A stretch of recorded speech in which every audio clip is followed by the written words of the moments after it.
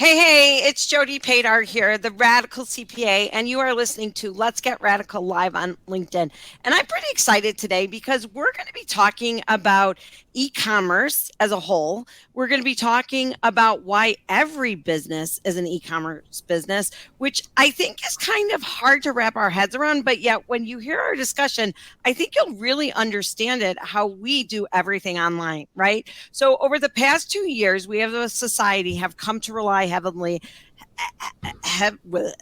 So, boy, it's a lot there. But we've come to rely heavily on online businesses for our shopping needs. But in reality, all businesses are e-commerce businesses. Now we're talking about like brick and mortar businesses as well, because all of a sudden during the pandemic, we had to become e-commerce businesses, which is kind of crazy, right? Like, I mean, we've always thought about Amazon, we've thought about other regular e-commerce business, but really the pandemic pushed us into it where every business now really has to think about how e-commerce is going to be part of their online business strategy. And I think this is really important too for accountants to think about, because you may have lots of businesses in your book of business that you didn't even realize have an e-commerce piece to them, and that we need to be aware of as accountants so that we can serve our clients better. So with that, I'm talking to Parag Mamnani, and he is the founder and CEO of Webgility. And why he thinks this, we're going to be talking about a little bit about his product, a little bit why everyone needs to be like into e-commerce today, and really understand how e-commerce is changing the world we live in, and also how e-commerce is changing what we're doing today as CPAs and how we're going to serve our businesses. And with that, I do have to give a big shout out today to Webgility for sponsoring our show. And with that, Parag, welcome to the show. And for those of our listeners and viewers who don't know who you are, can you just give them a brief introduction of yourself and kind of how you got to Webgility? Cool. Yeah, of course. Happy to do that. Thank you, Jody. Thanks for having me here on the show today. Yeah, to give you a little bit of background on myself and the business, I've been in the e-commerce and the small business world for over 2 decades. I'm an engineer by trade, but jumped in hands and foot into e-commerce, helping small businesses build websites with my first startup. I then went on to lead an e-commerce software product over at Amazon. And Webgility, our current company, is my startup's basically sort of a brainchild of those experiences. And our business is pretty straightforward. It's really helping small businesses grow faster. So we help small businesses, we help accountants take small businesses online into selling into e-commerce, and we help them automate all of their financials, help them automate their e-commerce operations. And you're really jumping into your sort of comment around e-commerce. Really, e-commerce, as the word implies, is all about electronic commerce. And it used to be that electronic commerce really was synonymous with you selling online, Right. and it was primarily about retailers. But as you think about e-commerce today, it's happening everywhere. I mean, it was accelerated dramatically, of course, because of the pandemic. And you could no longer do your business just through physical means. And so having the isolation and lockdowns has really sort of forced businesses to rethink how they conduct any commerce. And as a result of that, e-commerce is now prolific. It's not about just selling your wares in an online store. It's about really exchange of commerce that's happening electronically, whether it be you collecting your payments for a particular invoice, whether you'd be doing, peer-to-peer transactions with someone in your, someone that you're working with or a friend. And in terms of sort of the accounting field, I imagine, you've probably seen this, and your audience has, I'm sure, seen this firsthand, is their customers now no longer want to do things in a physical world. They'd like to have everything move into a digital world. And that's really what's sort of accelerated that move towards e-commerce. And, we're excited to obviously be part of the entire ecosystem and helping, online businesses in their journey. Right. So let's make it really simple here. So let's think about what is an e-commerce business who has not traditionally been an e-commerce business. Can you give an example of one that maybe you wouldn't think would be an e-commerce business that all of a sudden became an e-commerce business? or I have a couple of my ideas, but I want to hear from you. What's your favorite story of an e-commerce business, which you can't even believe became e-commerce? Well, I'll give you, my favorite example is my daughter's preschool. Okay, so I have a 3.5-year-old. She goes to a preschool, and you would never think that they're actually e-commerce. Well, the reality is that because of the pandemic and because of all the expectations of parents in terms of being able to make simple things like payments, now that preschool sends us invoices electronically, which they expect us to pay through a digital channel. So we're making a Right. payment online. Also, for our preschool, she just happens to have lots of events, and also they have uniforms. And so, well, how do you buy those uniforms? Well, they've worked with a business that puts their uniforms up on an online store, and now you can go buy uniforms for your child. So here you have kind of your most basic traditional business that's really been all about taking care of your kids, and they're having to transform themselves from providing those care services to your child to actually figuring out, how do I build this as an actual commerce business and conduct transactions with the parents. So that's just Right. one example. I mean, I could even talk to you But about my I think landscaper who no, but I think that's the perfect example. And I think it's really important that we get down to that granularity to say, like, look, this is every business. This is not, because I still think there's some misconceptions out there as to like what e-commerce is and what it isn't. And as an accountant, how you're going to interact with that data is going to be very different than the way you interact with, let's say, regular data that comes out of a different type of system. And now all of a sudden, accountants, I'll say, are coming up short. And they're coming up short because there's so much data that comes through. Whereas, and I'll say again, in the old days, this probably dates me, uh, you might close out a cash register at the end of the day and just record totals, right? But now, if you're in some sort of e-commerce business, you have every transaction that needs to get reconciled or it needs to get placed somewhere. And that's a lot of data. And with that data comes issues and problems. And now, where do you do with it? And how do you reconcile it? And where does it come to the bank account? And that, I think, is why, like, accountants may have traditionally shied away a little bit from e-commerce, but they can't shy away from it anymore because it's every business.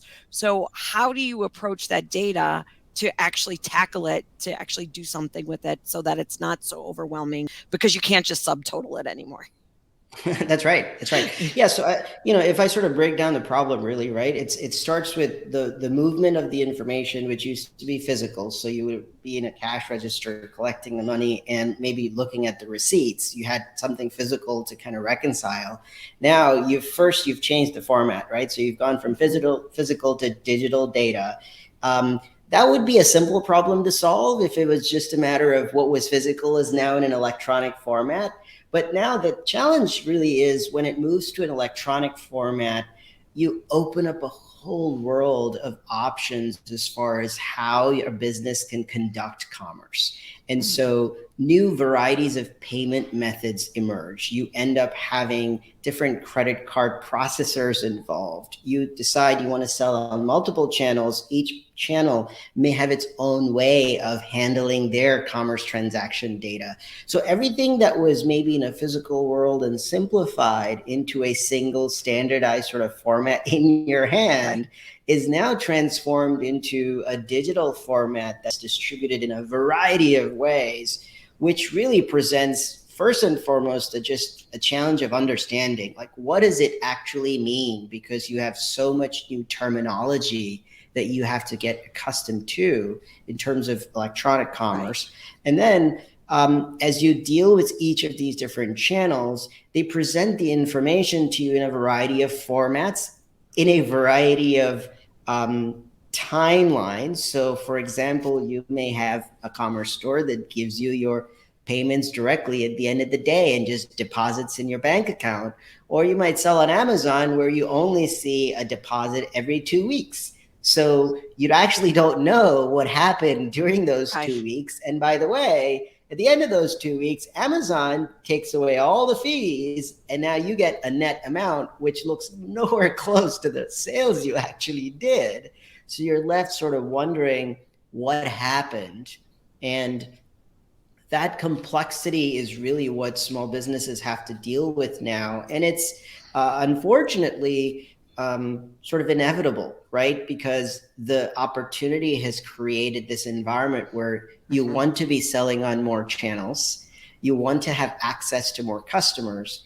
And I don't want to make it seem as though e-commerce is complex and daunting. I think that's exactly where Webgility and our company comes in to help solve that. But really, it presents a massive opportunity, right? Because now businesses that were locked into maybe a physical location or had limited awareness and distribution channels, all of a sudden can now have a global audience and sell to anybody online.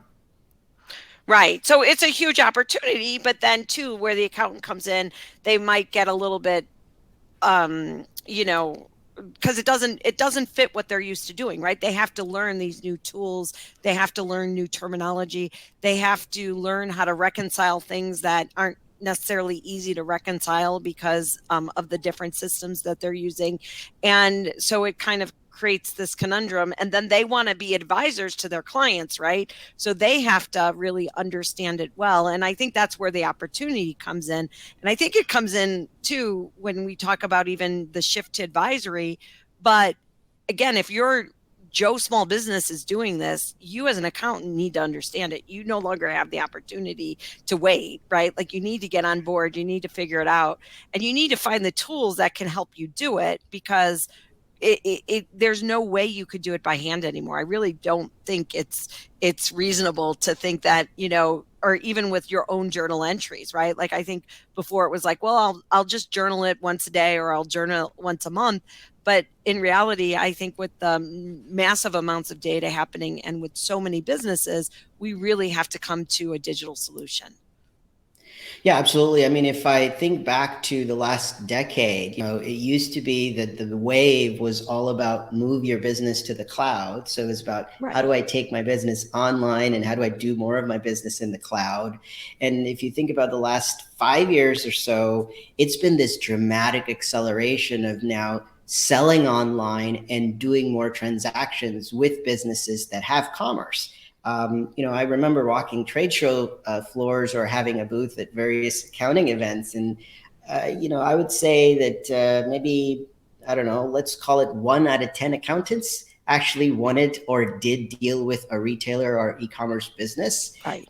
And with the pandemic, now that most businesses have been forced to move towards commerce, it's caught a lot of people on the back foot, and they're having to sort of play catch up with the technology. So it's been a bit of a forced movement in some ways, because you sort of thought you had a little bit of time, but you kind of don't.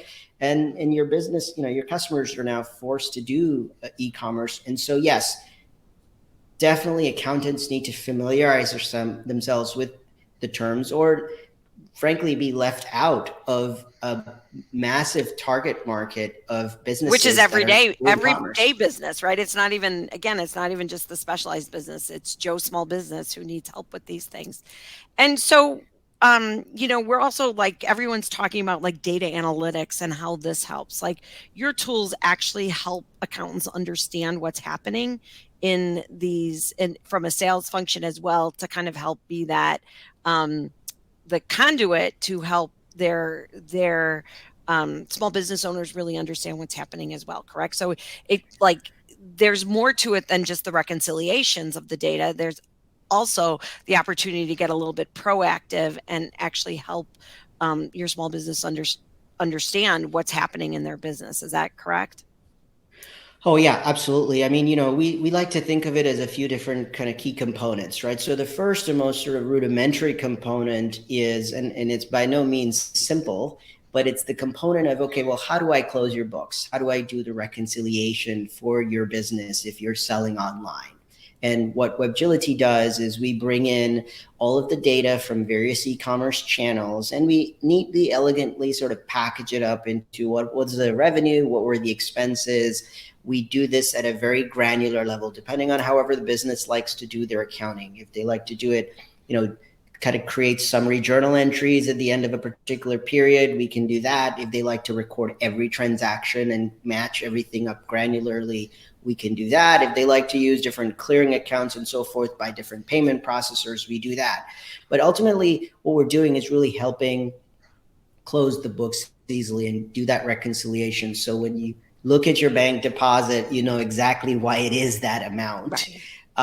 The second piece here now is obviously there's been over the last 5 years also pretty dramatic acceleration of sales tax collections for electronic commerce. And so the second component is how do I take all of my sales tax information and really neatly package it up into the right sales jurisdiction in my accounting file. And so I know exactly how much sales tax I collected and what my remittance needs to be.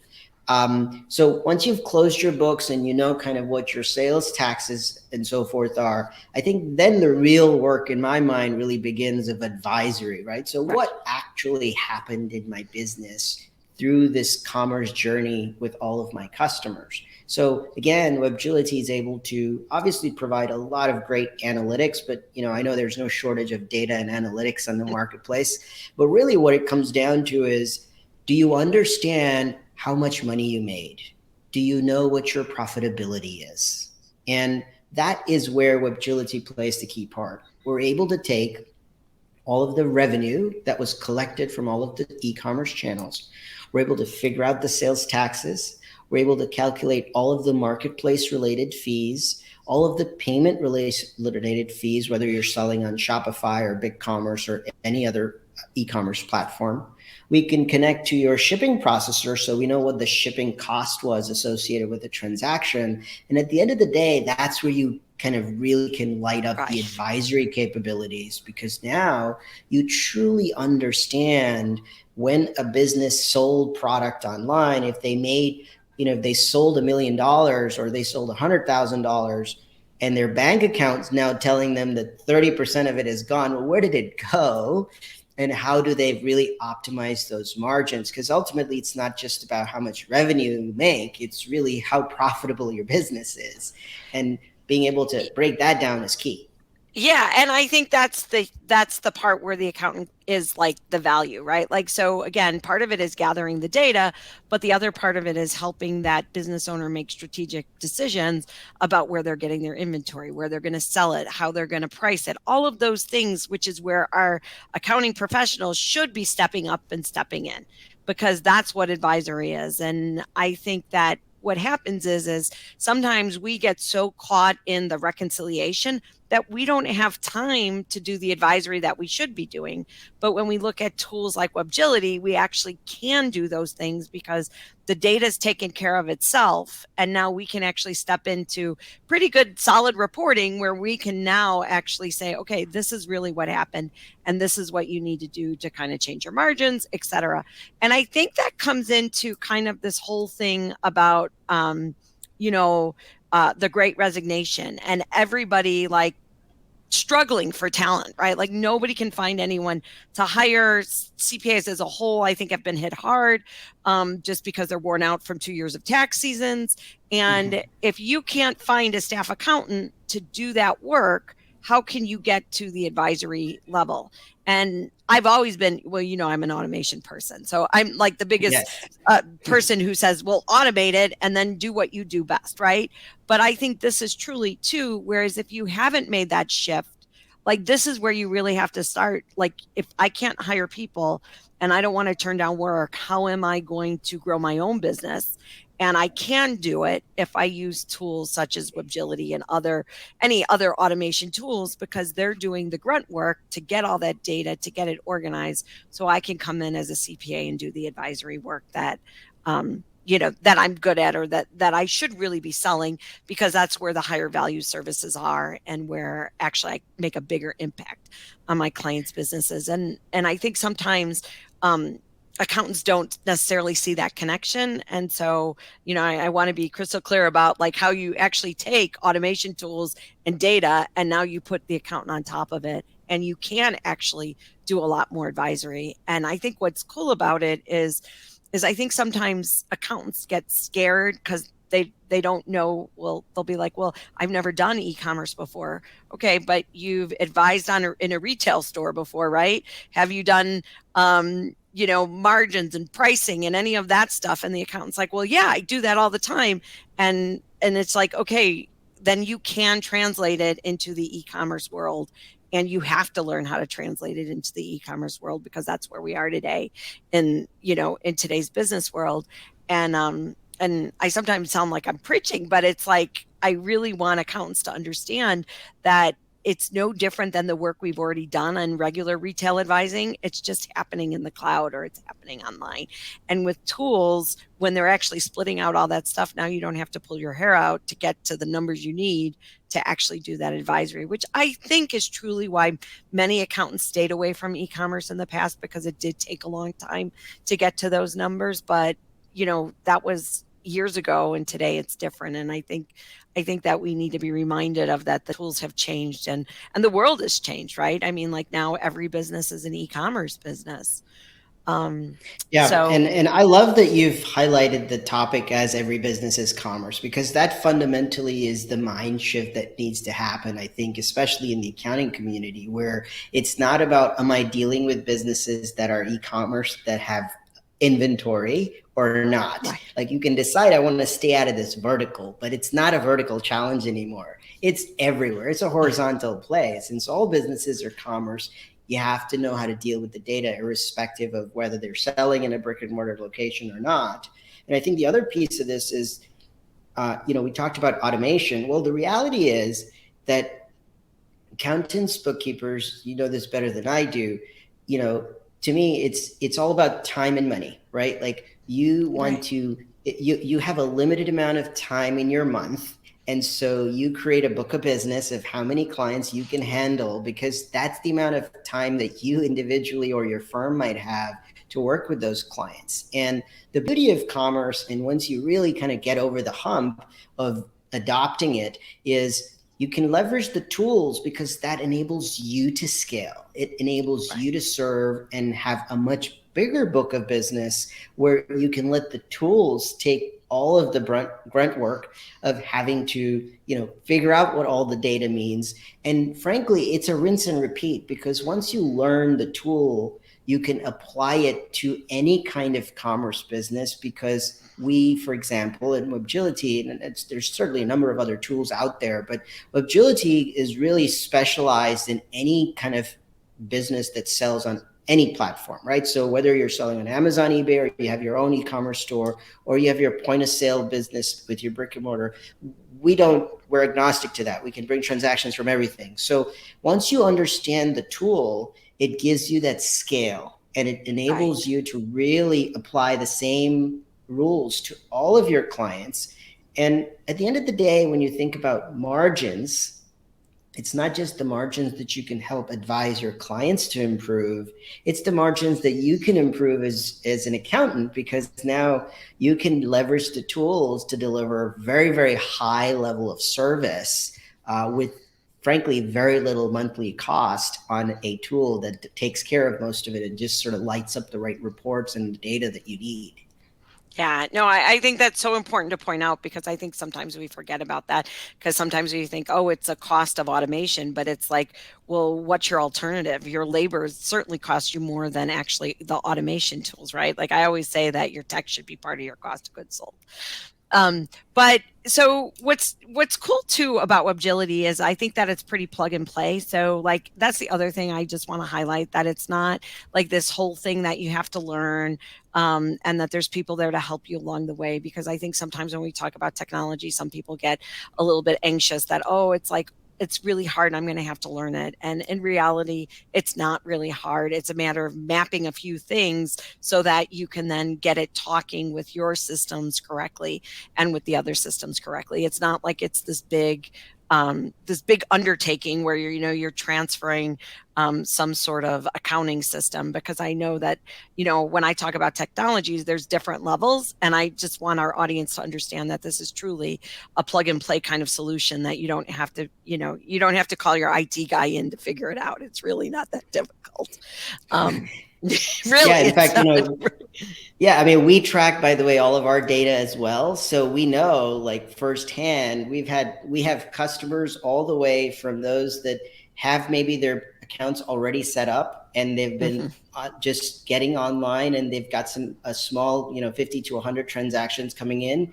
They come in, click, click, click, and within minutes, they're able to start syncing and automating their data. So it's absolutely plug and play. But even if you fast forward to complex businesses that sell on multiple sales channels, that have a variety of different payment methods, they use different carriers for their shipping, they have a different number of different shipping providers even.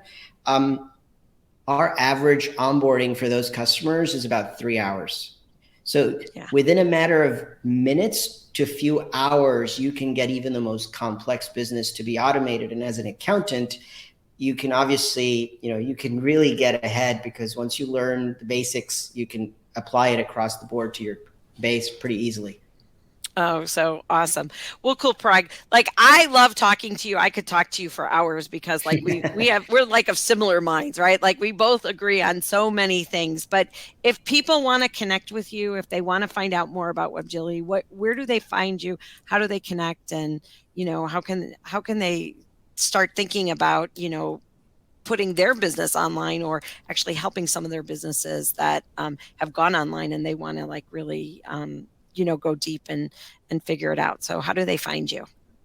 Of course, yeah. Our website's pretty simple. It's webgility.com. You can look us up on any search engine as well. Just type in Webgility, you'll see us.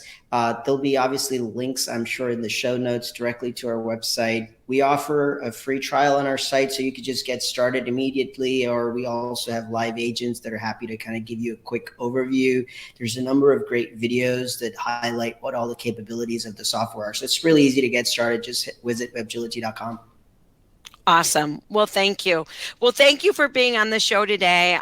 Thank you, audience, for listening to us talk about all about e-commerce, and to remember that e-commerce is everywhere now. We should just take the E off, right? It's just commerce, right? Yes, indeed, it is. We'll just get rid of the E. But I'm Jody Padar, the Radical CPA, and you are listening to Let's Get Radical live on LinkedIn. And we'll see you next Thursday at 12 Eastern.